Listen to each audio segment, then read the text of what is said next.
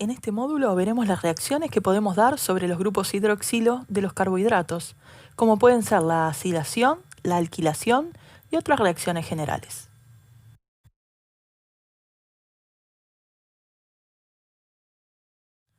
Los grupos hidroxilo de los carbohidratos tienen una reactividad característica. Incluso dentro del azúcar, los distintos alcoholes pueden tener diferente reactividad. Para dar las reacciones típicas de alcoholes que ya conocen como acilación o alquilación. Pero hay que tener en cuenta que hay tres tipos de alcoholes dentro del carbohidrato. Uno de ellos es el alcohol en el carbono 1, generado por el hemiacetal, que va a ser muy reactivo frente a nucleófilos. Luego tenemos los alcoholes secundarios, los que están en los carbonos 2 a 4 en las hexosas, por ejemplo. Y por último tenemos un alcohol primario que se encuentra en el carbono 6 de las hexosas. Veamos como ejemplo la acilación de la alfa-D-glucopiranosa. Tenemos 5 alcoholes, el del hemiacetal, que está alfa en este caso, los 3 en el anillo y el alcohol primario en la punta. Estos van a reaccionar con 5 moléculas de anhidro acético, en presencia de una base, como piridina, para dar el producto peracetilado, es decir, acetilado en todas sus posiciones alcohol. La piridina, si recordamos, se agrega para neutralizar el ácido acético que se forma producto del ataque al anhidro acético por parte de los alcoholes.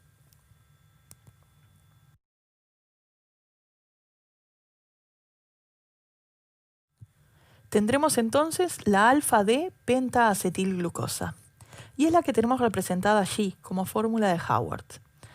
Puedo agregar entonces ácido bromhídrico en ácido acético y bromar en posición 1.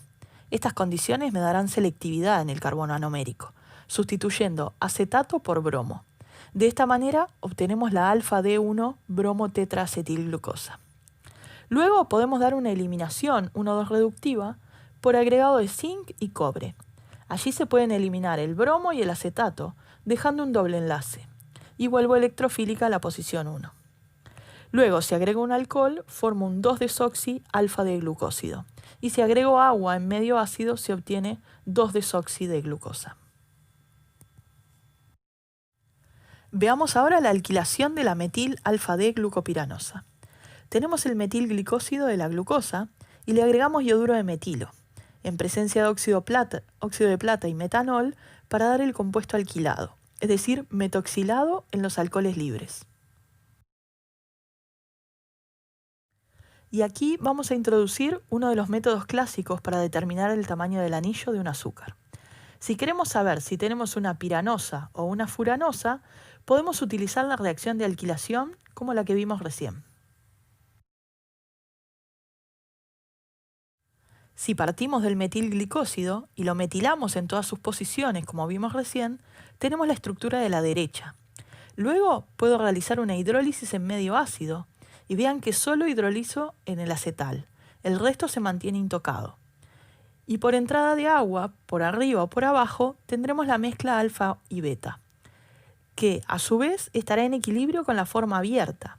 Y si observo la forma abierta, veré que el único alcohol libre de la cadena es el oxígeno que formaba parte del ciclo, y por eso puedo saber que se trataba de un ciclo de 6 miembros. Podemos plantear reacciones con grupos voluminosos para lograr selectividad en el alcohol primario. Por ejemplo, la reacción con cloruro de tritilo, que logrará proteger selectivamente el alcohol primario que se encuentra en la última posición.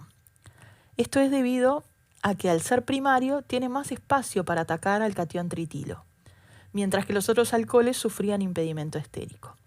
Luego, para sacarme de encima el grupo tritilo, puedo agregar ácido bromhídrico concentrado, ácido acético o clorhídrico en cloroformo para liberar al éter. Otra reacción que pueden dar los alcoholes es la condensación con compuestos carbonílicos para formar acetales. Los 1,2-dioles y 1,3-dioles dan anillos que se denominan 1,3-dioxolanos. Podemos ver, por ejemplo, la condensación de los alcoholes del azúcar con benzaldehído. En el ejemplo tenemos el metilglicósido de la alfa-D-glucosa, y al agregarle benzaldehído y cloruro de zinc, se obtiene un dioxolano entre los alcoholes en posición 4 y 6. Luego puedo hidrolizarlo en medio ácido. Podemos plantear también condensaciones con acetona.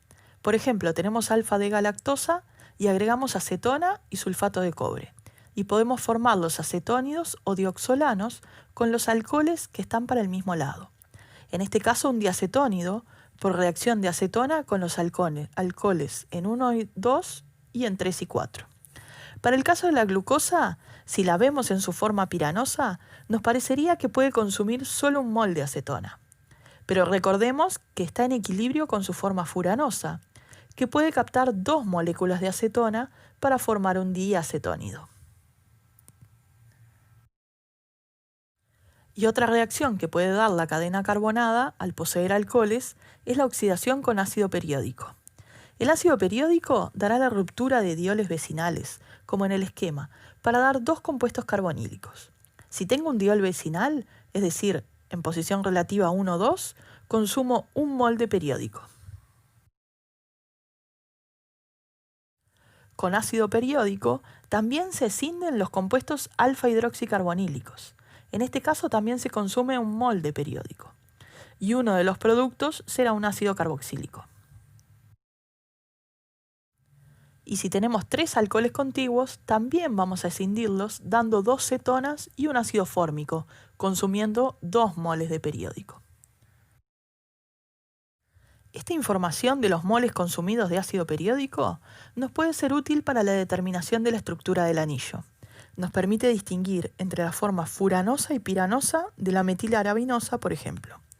Si tenemos la forma furanosa, tenemos únicamente 2 alcoholes vecinos, en este caso, por lo que consumimos un mol de periódico. Si tenemos la forma piranosa, se consumen 2 moles, ya que tengo 3 alcoholes vecinos.